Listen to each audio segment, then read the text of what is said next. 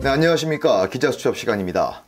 네, 전국에서 일명 유령총 고스트건이 급증하고 있습니다. 이 고스트건은 일련 번호가 없기 때문에 추적이 사실상 불가능합니다.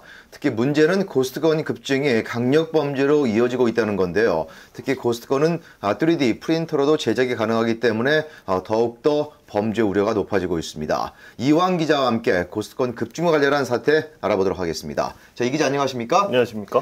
자, 이 기자 전국적으로 고스트건이 급증하고 있죠? 맞습니다. 이 LAPD가 고스트건은 전염병이라며 급증세를 우려할 정도입니다.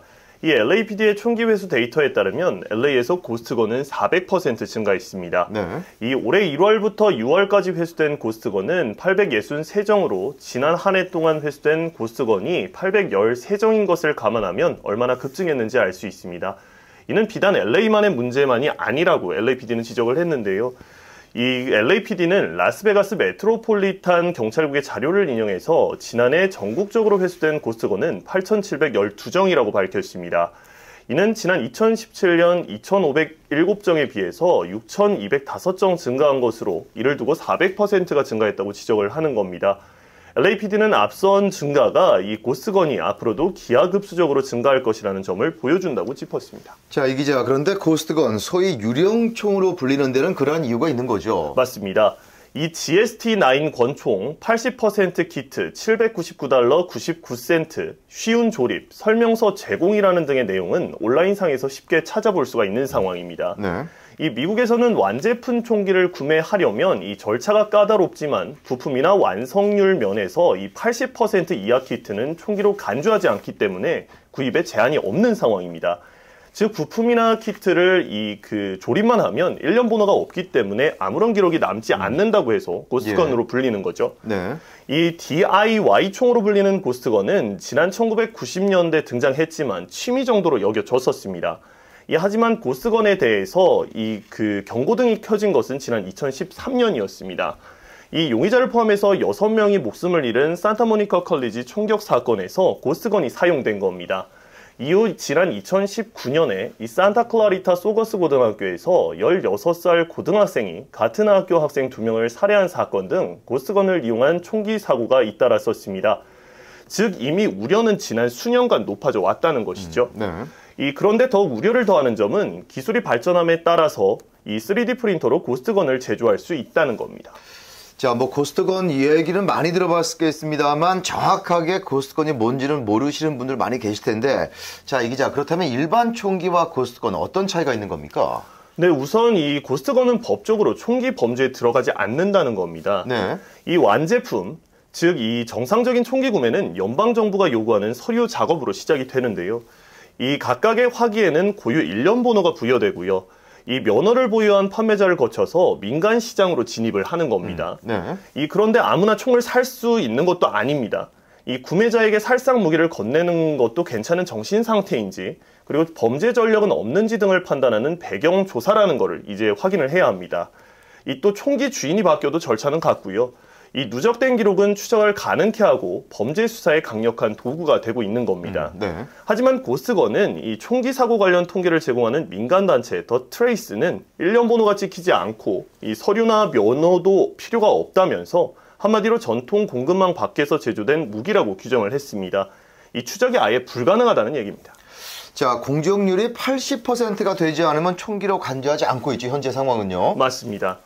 먼저 키트건, 여러 총기 부품을 결합해 만드는 유형인데 이 미국에서는 완성품을 기준으로 공정률이 80% 이하면 총으로 간주를 하지 않습니다. 이 총기에서 가장 중요한 하부 리시버, 즉 방아쇠와 해머가 연결 부위를 나머지 부품과 분리해 팔아도 별 탈이 없습니다. 이는 50여 년 전부터 합법이었다고 하는데요. 이 1년 번호 등 규제가 사실상 없는 탓에 80% 리시버란 이름의 수많은 제품이 온라인상에서 버젓이 판매되고 있는 실정입니다. 이 주류 담배 화기 단속국 LA지부 카를로스 카니노 요원은 더 트레이스의 리시버만 완성하면 사실상 총과 다름없는데도 법 기준에서는 금속 덩어리에 불과하다면서 개인이 간단한 조립만으로 치명적인 무기를 제조하고 있다고 설명했습니다. 자, 이런 고스트건의 또 하나 문제가 바로 3D 프린터로도 쉽게 조립이 가능하다는 거죠. 맞습니다. 이 3D 프린터 총, 즉 3차원 도면 기술을 적용해서 이 프린터로 총을 뽑아내는 완벽한 사제 총기입니다. 이 3D 총은 지난 2013년 코디 윌슨이라는 인물이 이 세계 최초로 발사 시험에 성공하면서 상용화의 길을 열었었습니다. 예. 이 법원의 제지로 가까스로 설계도면 공개는 막았지만 이 얼마든지 대량 생산이 가능하다는 점에서 위험성은 훨씬 더 크다고 볼 수 있겠습니다. 예. 이 3D 총은 재질이 플라스틱이라서 특히 탐지를 피하는 데 유리하고요. 또 금속보다 내구성이 떨어진다는 단점도 극복하면서 계속 진화하고 있습니다. 자, 이 때문에 LAPD는 경찰 당국은 바짝 긴장을 하고 있는 거죠. 맞습니다. 이 LAPD는 고스트건 부품은 3D 프린터로 쉽게 제조할 수 있고 또 그러한 부품으로 폴리머 9mm 고스트건총을 조립하는데 최대 2시간밖에 걸리지 않는다고 짚었습니다. 이처럼 손쉽게 고스트건을 구할 수 있다 보니까 이를 사용한 범죄 역시 증가하고 있다고 LAPD는 우려했습니다. 이 올해 초부터 현재까지 LA에서 발생한 살인 24건, 살인 미수 8건, 폭행 60건, 무장강도 20건 등 앞선 사건에서 모두 고스트건이 사용되었다고 LAPD는 지적했습니다. 이처럼 추적이 사실상 불가능한 고스트건에 대해서 사법당국이 법적 제재와 단속에 나서고는 있지만 이 말 그대로 전염병처럼 번지고 있어 이 우려를 더하고 있는 겁니다. 특히 집에서도 쉽게 부품을 제조할 수 있기 때문에 이를 악용한 강력범죄 증가 우려까지 높아지고 있는 만큼 보다 강력한 특단의 대책이 마련이 시급하다는 지적이 이어지고 있습니다. 네, 결국 마음만 먹으면 쉽게 법을 피해서 총기를 만들 수 있다는 얘기인데 이 때문에 경찰 당국도 주정부 연방당부 차원에서 강력한 노력이 펼쳐지고 있는데 어떠한 지금 방안들이 거론이 되고 있습니까? 네, 우선 조 바이든 대통령은 지난 8월 총기 폭력을 전염병이라고 칭하면서 이 강력한 조치를 취할 것이라고 밝혔습니다. 이 바이든 대통령은 이날 백악관 로즈가든에서 총기 폭력 방지 연설을 통해서 최근 잇따르고 있는 미국 내 총격 사건을 공중보건에 대한 위기라고 부르면서 이것을 유행병이며 중단돼야 한다고 촉구했습니다. 네. 그는 특히 소비자가 부품을 사들여서 손수 제작한 총기인 고스건을 통제하겠다고 말했는데요. 이 바이든 대통령은 또 권총을 소총 수준으로 바꾸는 보조 장치에 대한 규제 방침도 밝혔습니다. 이 바이든 대통령은 정부의 총기 단속 강화 조치가 이 총기 소지 자유를 담은 수정헌법 2조는 침해하지 않는다고 밝혔습니다. 자, 이런 가운데 캘리포니아주에서는 이런 고스트건 총기 부품을 제작하는 업체에 대해서 처음으로 소송을 제기했죠. 맞습니다. 이 캘리포니아주가 급증하는 총기 범죄의 원인이 되는 고스트건 제조 업체들을 상대로 소송을 제기한 겁니다. 이 로폰타 캘리포니아주 법무장관은 체사부딘 샌프란시스코 지방검사, 총기폭력 예방 기보드 법률센터, 캐커, 반네스트 앤 피터스 LLP와 협력해서 고스건 키트를 판매하는 3개 업체를 상대로 소송을 제기했다고 밝혔습니다. 네. 이 3개 업체는 블랙호크 매뉴팩처링 코퍼레이션, MDX 코퍼레이션, GS 퍼포먼스 LLC 등입니다.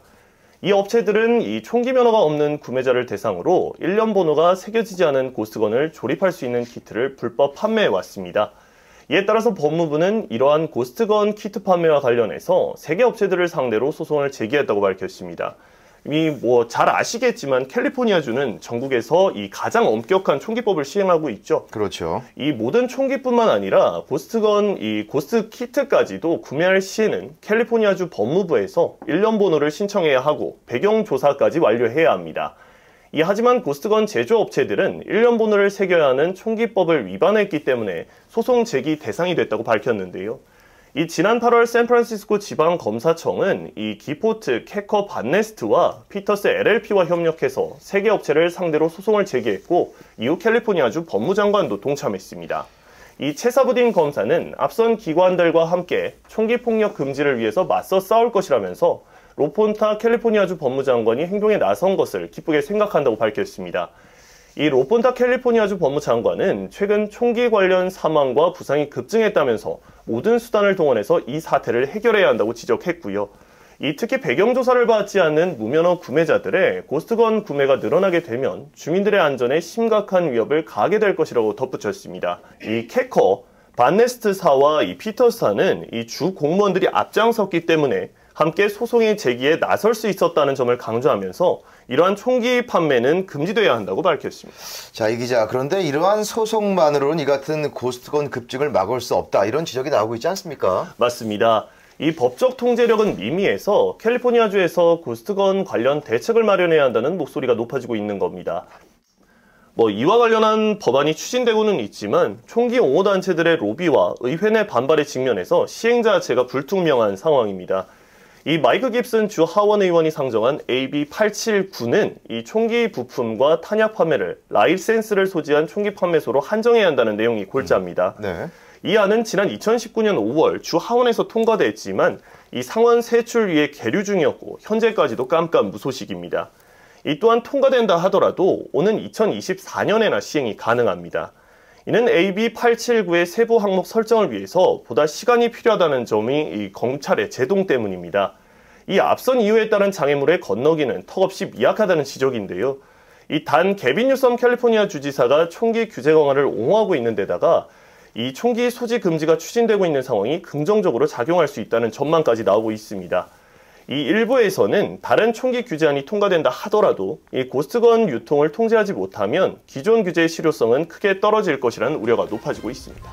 네, 정치권의 이해관계로 일반 총기 규제도 현재는 지지부진한 상황입니다. 이런 상황에서 사실상 추적이 불가능한 고스트건이 급속하게 유통이 되면서 우려를 낳고 있습니다. 특히 고스트건은 강력범죄에 주로 사용되기 때문에 특단의 대책이 필요한 상황입니다. 네, 이완 기자 수고했습니다. 수고하셨습니다.